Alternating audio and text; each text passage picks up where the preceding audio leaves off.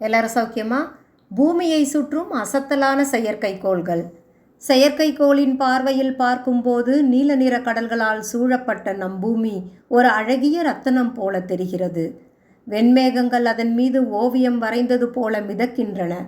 இந்த பிரபஞ்சத்தில் உயிர் வாழும் ஒரே அழகான இல்லமாக நம் பூமி ஜொலிக்கிறது. நீங்கள் இப்போது பயன்படுத்தும் mobile, internet, GPS map, TV சேனல்கள், வானிலை முன்னறிவிப்பு ஆகியவற்றின் பின்னால் ஒரு பெரிய ரகசியம் இருக்கிறது. அது என்ன தெரியுமா? பூமியை சுற்றி வரும் செயற்கைக்கோள்கள்.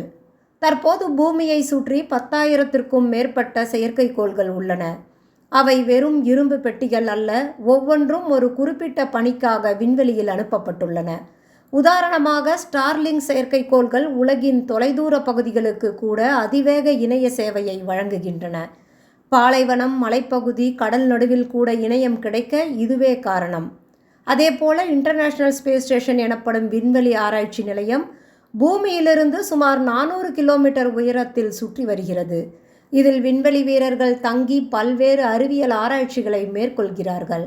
வானிலை செயற்கைக்கோள்கள் புயல், வெள்ளம், சூறாவளி போன்ற இயற்கை பேரிடர்களை முன்கூட்டியே கணித்து மக்களை எச்சரிக்க உதவுகின்றன.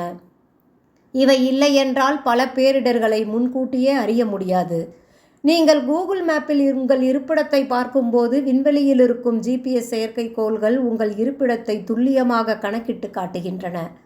சுவாரஸ்யமான விஷயம் என்னவென்றால், சில செயற்கைக்கோள்கள் மணிக்கு 28,000 கிலோமீட்டர் வேகத்தில் பயணிக்கின்றன.